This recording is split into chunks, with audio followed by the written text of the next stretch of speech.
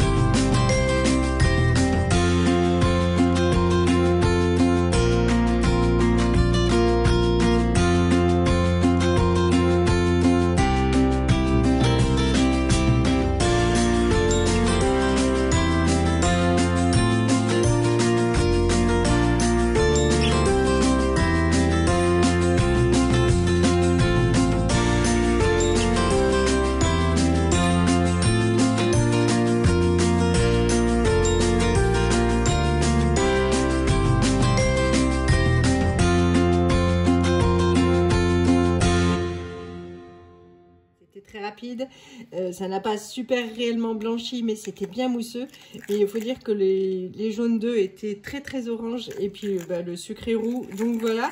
Mais je prends toujours l'habitude de tamiser tout ce qui est farine, maïzena, tout ça pour éviter les grumeaux. Franchement, c'est un gain de temps, après je m'énerve pas.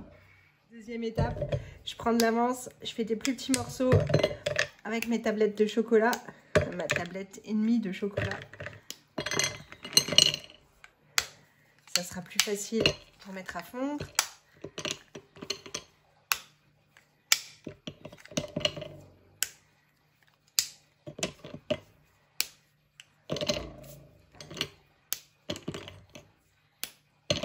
C'est parti. Ensuite, je mets le lait avec la crème fraîche.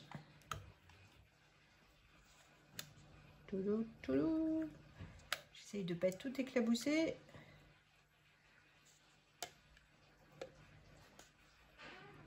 Sur feu pas trop fort. Chez moi, j'ai choisi 5 jusqu'à ce que ça bout avant qu'on puisse incorporer le chocolat. Ça me semble pas mal. Je vais rajouter le chocolat. Hop. Assez délicatement pour éviter que ça gicle et puis que je me brûle. Voilà, raté. Hop.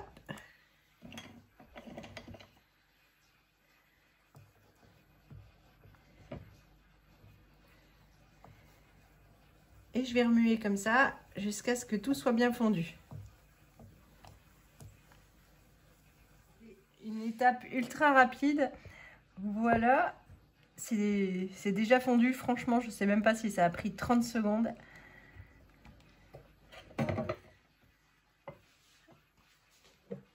Je vais le retirer du feu.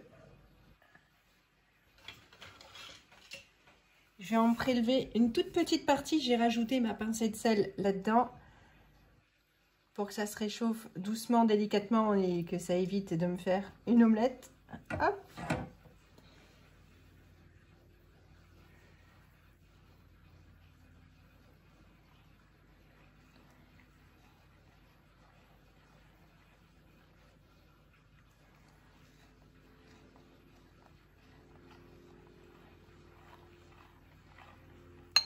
Je vais reprendre un petit peu.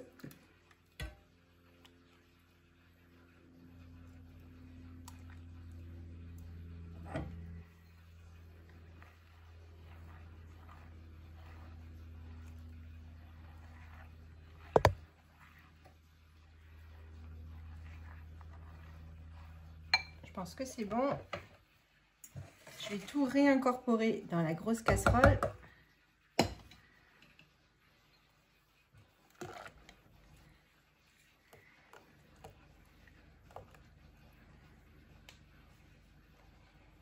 Et là maintenant, il faut poursuivre la cuisson jusqu'à ce que ça nappe la spatule.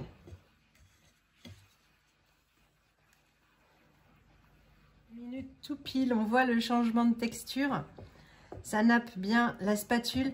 J'ai sorti le fouet quand même pour mélanger, mais c'est déjà fini.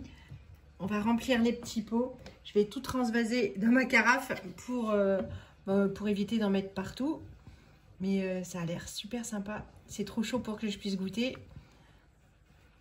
C'est parti, on va remplir.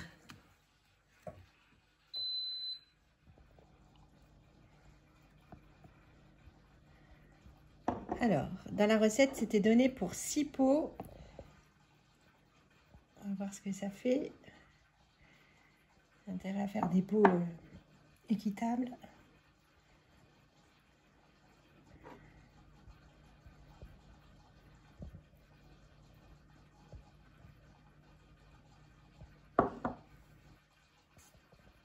Bon, franchement, c'est pas mal.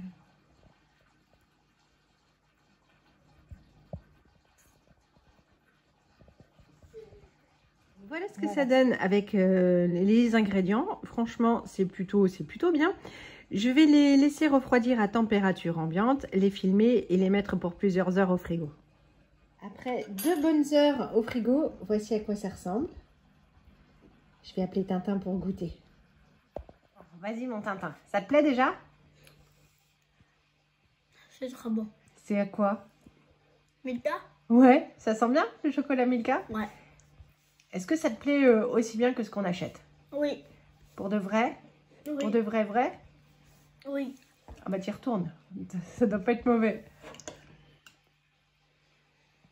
Oui, c'est un succès. Juste vous montrer la texture avant qu'il n'y en ait plus. Voilà, donc comme la danette, hein, plus ou moins.